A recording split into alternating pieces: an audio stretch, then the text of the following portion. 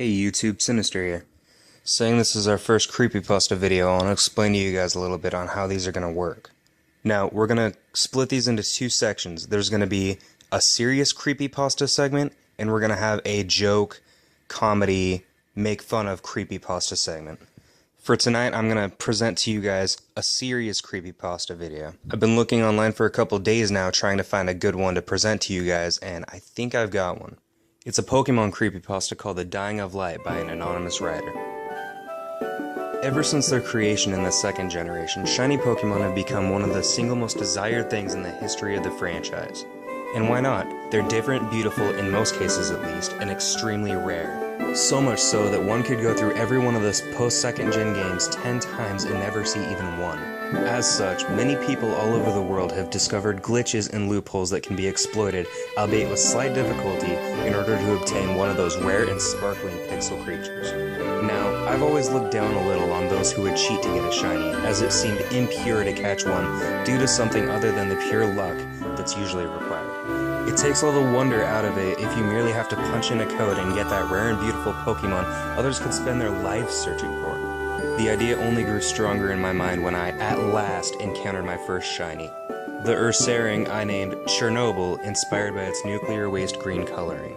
I'd caught Chernobyl after playing these games for years, my heart pounding and my hands shaking as I clicked on the Ultra Ball icon, adrenaline rushing through me as I watched it wobble and then fall silent. How could anyone cheapen moments like this through cheating? But then, I discovered the art of soft resetting. It wasn't technically cheating, I thought. The chance of encountering a shiny didn't decrease, and it was entirely possible that I could spend just as many years soft resetting as I'd spent playing and never actually get one. And yeah, perhaps I was a tad jealous of my friends and their shinies, since I couldn't actually use Chernobyl due to her stats and level in relation to my other Pokemon. Just as well, I wasn't a huge fan of Ursaring, though I could hardly complain about finding one that was shiny. So, while Chernobyl currently rests in my box in Soul Silver, right next to the complimentary Red Gyarados, theirs were out and about in the main parties, winning battles and looking beautiful. If there was a chance that I could both obtain a usable shiny and not have to cheat to get it, I decided I would take it. So, I turned on my DS and started up the copy of Leaf Green I'd borrowed from a friend a few moments before.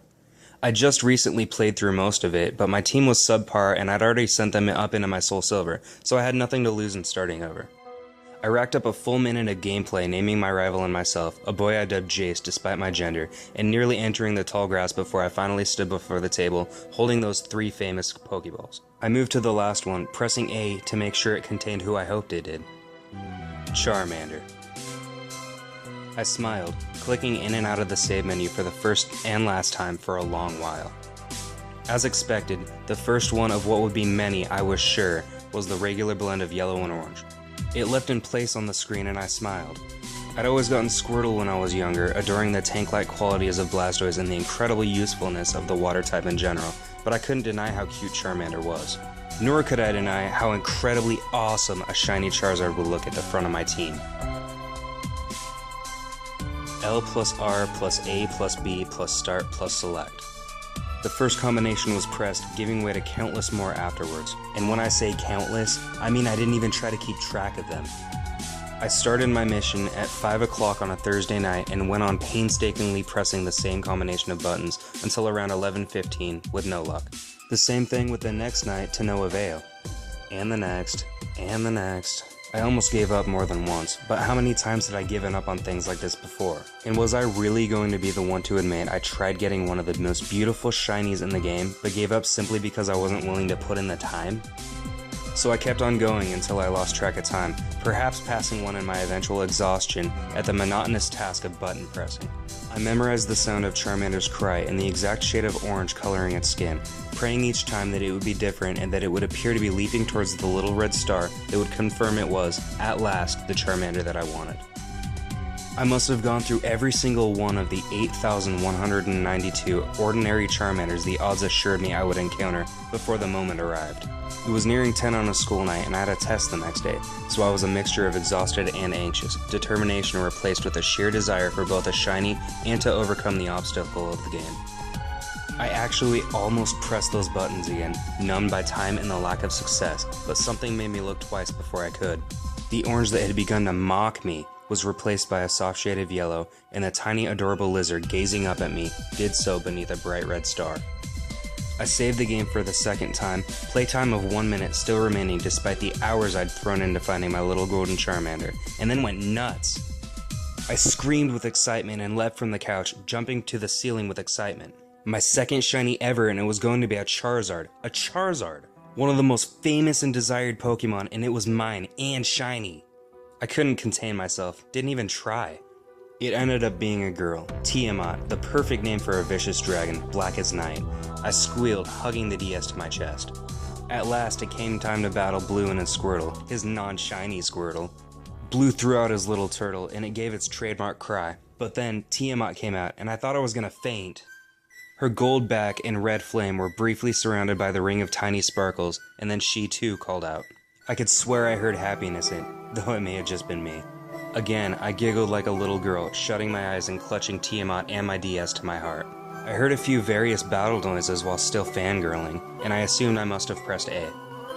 There was the sound similar to when a Pokemon uses Scratch, followed shortly by a set of lowering tones meaning one of the various stats had been lowered. At that second sound, I lifted the DS and looked back at the battle. Tiamat had lost a tiny bit of damage, about 2 HP, and I scowled at the Squirtle.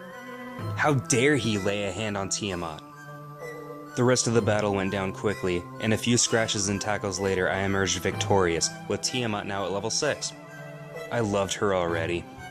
Just after we finished, I saved again for good measure, far too in love and far too paranoid to not do all I could to make sure Tiamat stayed safely in my new file. Oak and Blue spouted their usual dialogue, and no sooner had Blue finished demanding that I smell him later than I burst out of Oak's lab, healed Tiamat back at my mom's house, and headed back up towards Route 1. And yet did my journey with Tiamat begin with a battle with a Pidgey. For the first time, I think, I was overjoyed to run into a wild Pokemon. I couldn't wait to show off Tiamat's skills, if only to myself and the indifferent AI. I smiled wickedly at the little Pidgey. Hello, first victim. Tiamat sparkled when she emerged from her Pokeball, crying out threateningly to the weak little bird. I didn't think I'd ever get tired of that little glittery ring that wound around her back. Once more, I heard that scratching sound, followed by the indicator of stats being lowered. As I was watching this time, however, I was baffled. I hadn't used Scratch, neither had the Pidgey. For that matter, neither of us had had time to use any moves at all. As I stared, too, I noticed that a tiny bit of HP fell from Tiamat's health bar, as it had during the battle with Blue. I felt my eyes narrow. This didn't make any sense. I knew that there were a few abilities that could affect the Pokemon on the field in later generations, but I didn't recall them coming with a sound, or being possessed by any wild Pidgey I'd ever encountered. However, I wasn't given much chance to ponder this, as almost immediately after I noticed it, the Pidgey suddenly fled, ending the battle. Out of battle and back in the overworld, things appeared normal. Jace was just standing there amidst the grass, upbeat music playing as though nothing out of the ordinary had occurred just seconds before. Wary, I opened the Pokemon menu to check on Tiamat, unease pooling in my stomach. There she sat, just as she always had, her green eyes shining as she smiled that constant grin. I looked at her for a bit, still a little rattled, and finally noticed something. Something I wouldn't have seen if I hadn't spent so many hours inspecting the Charmander sprite. The color at the top of her head looked off. It was off by maybe a little more than a single pixel, but it was there. It appeared faded, like the yellow had been in the sun and was just a little bleached. I blinked multiple times, unsure of my eyes, which surely must have been tired after staring at the screen so long before finding Tiamat. It appeared to still be there, even after my longest blink. I shook my head, knowing how paranoid I was when it came to data and electronics, and decided that it was only my own fear of losing the shiny I'd worked so hard to find. Shrugging it off, I exited out of the menu. I took 2 more steps forward and encountered another wild Pokemon. This time, a Rattata bared its fangs at me from across the field. Again, the sound of scratching and the dropping of stats. This time though, I was almost expecting it, and I noticed that as Tiamat's HP fell a little more, so too did the strange bleaching effect occur on the top of her head. I could see now that the yellow was not merely fading, but disappearing altogether, being replaced by pure white. The wild Rattata fled. I didn't move this time, didn't open the Pokemon menu. This wasn't my eyes, I was sure of that now, but I still didn't know what was going on. Something with the programming? A glitch maybe? A new thought came to me then. This wasn't my game. that somehow all of my soft resetting must have screwed up the cartridge, and that I'd have to answer to my friend the next time I saw him. Oh man, he was gonna kill me. I mean, I could probably buy him a new one, but that didn't make this okay. I groaned, smacking myself in the forehead, cursing myself and my desire for shinies. But my guilt was interrupted by the sound of battle music. I felt a chill. I hadn't even moved. Another Pidgey appeared, followed by Tiamat, and I could take no joy in that sparkle I was already in love with because I knew what was coming, that strange couplet of sounds and decreasing pixels that hinted at something being amiss. All I could do was watch as it happened, my face going pale and my stomach turning. I was almost grateful when I saw that text box appear, alerting me that the Pokemon had ran away, but something new went wrong immediately after. The battle scene didn't fade away, the music never stopped. Another wild Rattata simply slid into place from off-screen, looking just as it always had so many times before. That same pair of unsettling noises, faster now, and more of Tiamat's HP and color disappeared than before. Wild Rattata fled. Wild Pidgey appeared. Wild Pidgey fled. Wild Pidgey appeared. Wild Pidgey fled. Wild Rattata appeared. Wild Rattata fled. Faster and faster, the sprites kept sliding on and off the screen. Their cries were mingled into one disturbing drone emerging from my speakers, meshing dreadfully with the scratching and dropping tones. And Tiamat, my beautiful Tiamat, I could only watch as her HP fell faster and faster, as her color drained like sand in an hourglass, revealing ghostly white beneath the sunflower yellow. I mashed the buttons, desperate, but the Pokemon kept coming and her color kept draining, and her life kept fading. I lifted the on-off switch over and over again, but the game seemed frozen in this terrifying loop. At last, exasperated and shaking, I shouted at my DS, "Stop it!" To my surprise, it did. Panting, I stared at the screen, tears of literal fear and frustration in my eyes. Tiamat's HP had reached 1, her skin was the color of bones, and the field was empty, silent suddenly of even the battle music. I thought about pressing something, trying again to turn it off, but I couldn't make myself move. Before my eyes, the field remained empty until another text box popped up on the screen. Wild Charmander appeared. A shiny Charmander suddenly appeared before me. No, not quite shiny. A small splotch in its leg was the same color that Tiamat had once been, but the rest was the same shade of orange I'd come to know so well. I met its eyes and shuddered. They glared at me, not the male pixel figure, but right into my eyes, with visible malice above the red-tinged mouth. I couldn't look away. Wild Charmander appeared. This one was almost shiny too, with a patch of yellow around its stomach. It merged with the first, becoming a small, hideous monster. It had the same look as the first, but its tail, what I could see of it, had a flame that was almost non-existent. Charmanders continued to appear at a frightening rate, each one clipping into each other, and each one with a small patch of shiny skin somewhere on its body and red in its mouth. Some of their mouths were open, black holes with thick red drops spilling out of them, and some of their eyes were angry slits, bits of sea green with blue-black beneath them. I could see what looked like bones through some of their bodies, rotting as they stood. They only got worse as they kept coming, their cries as mutilated as their tiny bodies, until I could hardly recognize them. The entire side of the field was filling up with them. Text had stopped appearing anymore, and all that announced their presence was a new cry or appearance of a hateful, repulsive lizard. And through it all, there was only one HP bar for the massive broken yellow-orange bodies, though the names had stopped being Charmander and began to spell out a phrase repeated over and over and over again. "Do you want me now?" The DS was shaking in my hands and my heart thundered in my chest. I could barely read the sentence as it flew up before me. "Do you want me now? Do you want me now? Do you want me now?" Beneath it, I saw the HP counter rising almost as fast as the dying Pokemon appeared, the numbers skyrocketing into the thousands, 2,000s, 3,000s, and upward as their cries resounded in the background, sounding almost sad and angry as they shot out of my speakers. I tried to turn it off again, tried to turn off the sound, tried to do anything to make this stop. But nothing responded. I would listen to the vengeful death songs of these rotting creatures until the battery died, I thought, and there was nothing I could do about it. I watched the numbers climb through blurry eyes. I almost dropped the DS when it all came to a sudden halt, cold silence stabbing me in the gut as the wailing ceased. Barely breathing, I shifted my eyes to the mass of orange and yellow and black and red, and was met with a formless, mutated mass of head and arms and fire. Every eye that I could see looked straight into mine, filled with pure murder and loathing.